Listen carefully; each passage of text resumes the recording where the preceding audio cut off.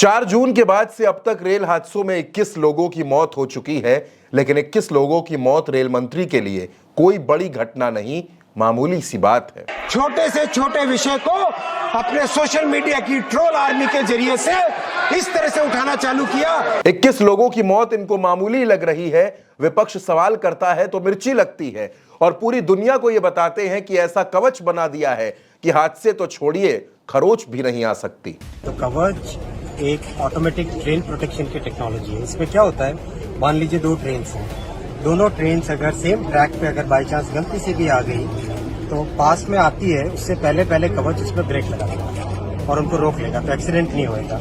मान लो एक ट्रेन के पीछे दूसरी ट्रेन जा रही है, तो इस केस में पीछे वाली ट्रेन एक सेफ डिस्टेंस पे रहनी चाहिए। अगर बाई चांस किसी भी कारण से ट्रेन अगर नजदीक आती है तो पीछे वाली ट्रेन में तुरंत कवच उसमें स्पीड कम कर देगा और उसमें ब्रेक लगा देगा।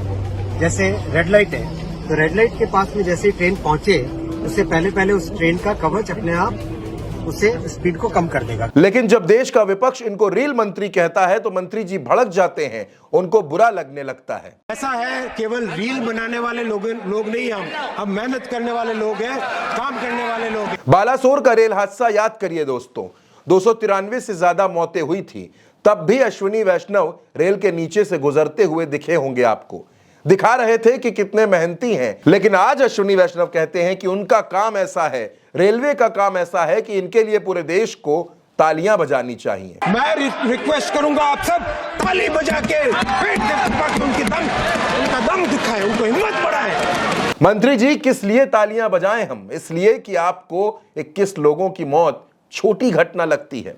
हम इसलिए तालियां बजाएं कि रेलगाड़ी पटरी से उतर जाती है। हम इसलिए तालियां बजाएं क्योंकि एक ही ट्रैक पर 3-3 ट्रेनें आ जाती हैं। और क्या हम इसलिए तालियां बजाएं क्योंकि आज भी जनरल डिब्बों में लोग भूसे की तरह भरे हुए हैं।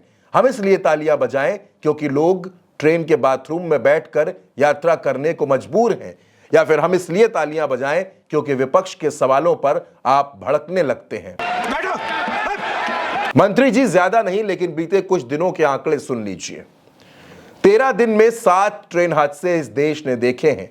18 जुलाई को यूपी के गोंडा में ट्रेन हादसा हुआ। 19 जुलाई को गुजरात के वलसाड में ट्रेन हादसा हुआ। 20 जुलाई को यूपी के अमरोहा में ट्रेन हादसा होता है। 21 जुलाई को राजस्थान के अलवर में ट्रेन हादसा। 21 जुलाई को ही बंगाल में ट्रेन हादसा। 29 जुलाई को बिहार में ट्रेन हादसा और 30 जुलाई को झारखंड में ट्रेन हादसा।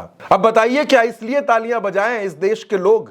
रेल मंत्री जी, आप अपनी ही सरकार के सहयोगी नीतीश कुमार से कुछ सीखते क्यों नहीं, जिन्होंने रेल मंत्री रहते हुए घटना पर इस्तीफा दे दिया था। आज पूरा देश आपको रेल मंत्री नहीं रील मंत्री बता रहा है और आप नाराज हुए जा रहे हैं।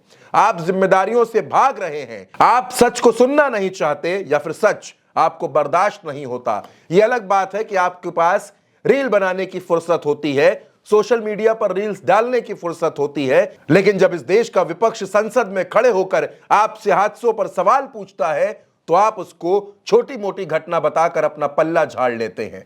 सवाल तो देश के प्रधानमंत्री नरेंद्र मोदी से भी होना चाहिए। सवाल उनसे इसलिए होना चाहिए क्योंकि ट्रेनों के उद्घाटन से लेकर रेलवे के तमाम कार्यक्रमों में सर्वे सर्वा नरेंद्र मोदी नजर आते हैं।